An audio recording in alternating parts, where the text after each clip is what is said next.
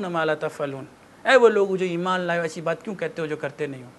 कबुर मक़तन इंदल्लाहि अन तक़ूलू मा ला तफ़अलून, अल्लाह के नज़दीक निहायत नापसंदीदा बात है कि तुम मुँह से कहो और वो करते नहीं हो।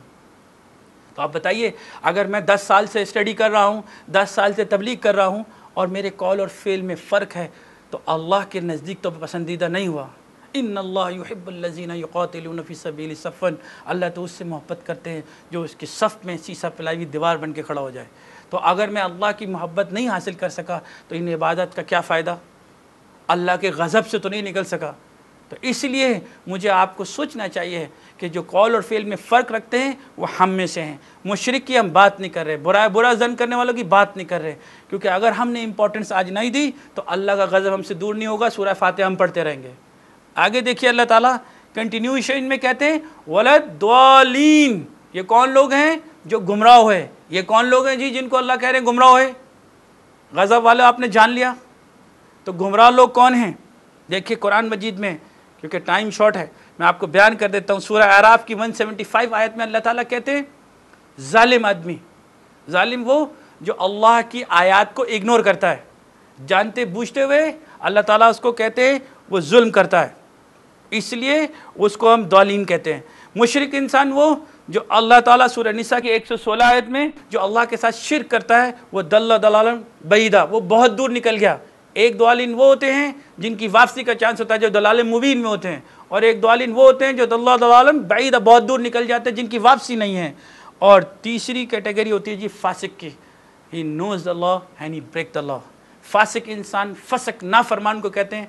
फासिक सूरह बकरा की 26 आयत में अल्लाह ताला जिक्र कर रहे हैं। उसको तमाम चीज़ें मालूम होने के बाद मुनाफ़क़त करता है, मुनाफ़क़त के साथ साथ वो नाफरमानी करता है, ऐसे इंसान को हम फासिक कहते हैं। तो इसकी कंटिन्यूएशन में सूरह आल इमरान 3 उसकी 90 आयत में अल्लाह ताला फरमाते हैं ये मेरे और आपके लिए है, क्योंकि आपने अभी दुआ मांगी अल्लाह से कि गैरिल मग़दूबि अलैहिम वलद्दालीन, कि अल्लाह उनके रास्ते पर मत चला जो दालीन थे। तो आप जानना नहीं चाहेंगे कि सिर्फ ईसाई को समझेंगे गुमराह है, क्या उसी को समझेंगे यहूदी को समझेंगे गुमराह है? क्या आपके जहन में यही पिक्चर बनती है? क्या हम गुमराह नहीं हो सकते? तो इस आयत में देखिए अल्लाह ताला क्या फरमाते हैं, इन्नल्लज़ीना, बेशक वो लोग, कफरू जो इनकार करते हैं, बादा ईमानिहिम, ईमान लाने के बाद। ये कौन लोग हैं? जो ला इलाहा इल्लल्लाह मुहम्मदुर रसूलुल्लाह करते हैं उसके बाद इनकार करते हैं, ये उनकी बात हो रही है।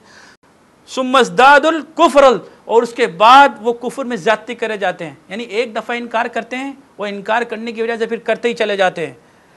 लन तुक़बला तौबतुहुम, तो ऐसे लोगों की तौबा कबूल नहीं की जाएगी। उलाइका हुमुद दालून, ऐसे लोग जो हैं ये दालून लोग हैं, गुमराह लोग हैं। तो याद रखिए, मैं अपने आप को चेक करूं, कहीं मैं ओकेजनली इनकार कर रहा हूँ, कहीं मैं आदतन इनकार कर रहा हूँ अल्लाह के दीन का। अगर मैं इनकार करते करते ऐसा तो नहीं कि मैं इतना दलालों बही तक निकल जाऊँ कि अल्लाह और उसके रसूल की बाउंड्री भूल जाऊँ, अपनी जो प्रायोरिटीज़ को भूल जाऊँ।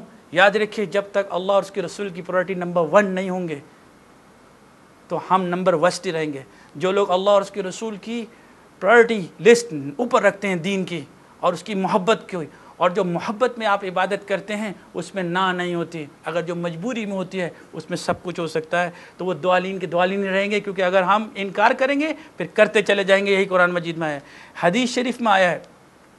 हज़रत अबू हुरैरा रज़ी अल्लाह ताला अन्हु से रिवायत है कि रसूल करीम सल्लल्लाहु अलैहि वसल्लम ने फरमाया, जब बंदा कहता है इहदिनस सिरातल मुस्तकीम, यानी ए अल्लाह हमें सीधा रास्ता दिखा,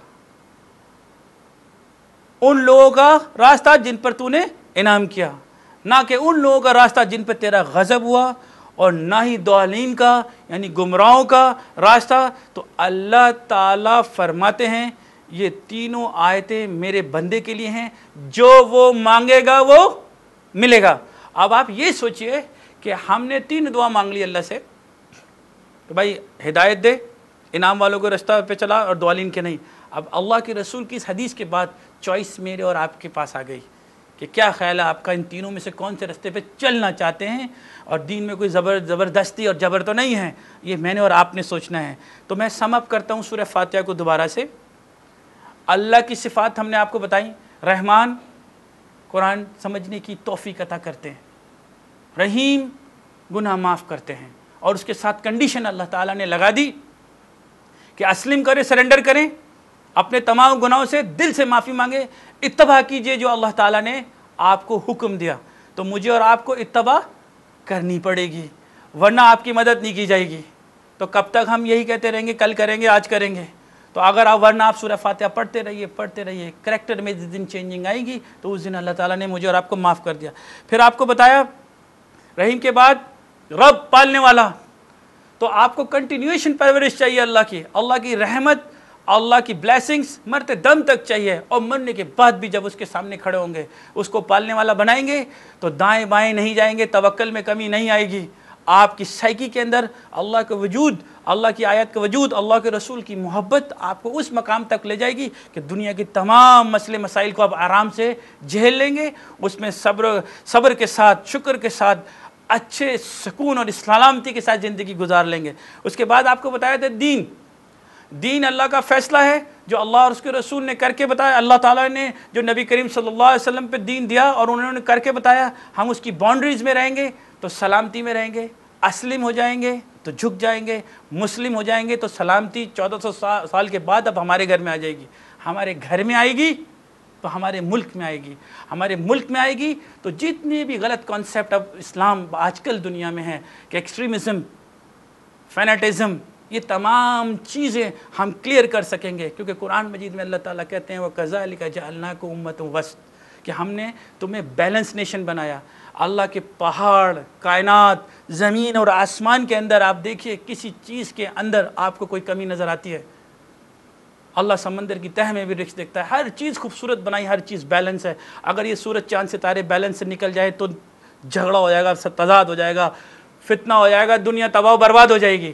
تو آپ خود اندازہ لگائیے اس کے دین کے اندر تو کوئی کمی نہیں ہے. جو اللہ کے رسول دین لائے تھے اس میں کوئی کمی نہیں ہے. کمی ہے تو ہماری علم میں، ہماری جہالت ہے، ہمارا علم نہیں ہے، ہم جانتے ہی نہیں ہیں کہ اللہ اور اس کے رسول نے کیا فرمایا. جب ہم جانیں گے تو ایکسٹریمزم جو لوگ سمجھتے ہیں، ایکسٹریمزم کیسے ہو سکتا ہے؟ کیونکہ جو بھی اللہ کی آیات کے اوپر چلنے والے ہوں گے ان کو اللہ تعالیٰ بیلنس کر دیں گے، اور دنیا کے لوگ آپ کے یہاں آ کے کام کرنا پسند کریں گے، آپ کے ساتھ رہنا پسند کریں گے. تو اب ہمارے ہاتھ میں ہے کہ صرف دعا ہی مانگے، یا جو راستہ اللہ اور اس کے رسول نے ہمیں دکھایا ہے اس پہ چلنے کی کوشش کیجیے. رسول صلی اللہ علیہ وسلم کے بعد نہ تو کوئی نبی آئے گا، نہ آنا ہے.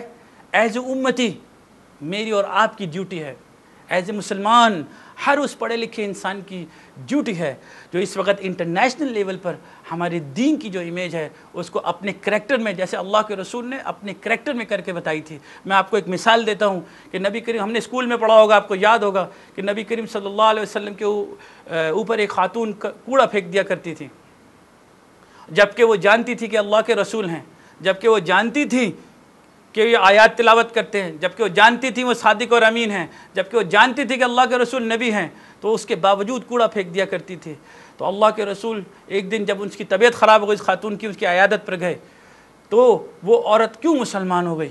وہ اس لیے مسلمان ہو گئی کہ اللہ کے رسول نے کتاب تو روز تلاوت کرتے تھے، اللہ کی کتاب کو، قرآن تو وہ روز کرتے تھے، کتاب اور قرآن کو اپنی شخصیت سے کر کے دکھایا، یعنی اپنے عمل میں کر کے، اپنی اسوہ حسنہ میں لوگوں کو امپریس کیا، جس کی وجہ سے اسلام اس دور میں بھی پھیلا. اگر ہم جب تک کتاب کو اور اللہ کے رسول کے بتائے ہوئے دین کو اپنی زندگی میں نہیں لائیں گے تو آپ چاہے 48 دفعہ پڑھتے رہیے یا کروڑ دفعہ پڑھتے رہیے، اللہ تعالیٰ نے جو رولز اینڈ ریگولیشن رکھے ہیں، دعا صرف مانگنے کے لیے نہیں ہے، دعاؤں کا جواب بھی آتا ہے.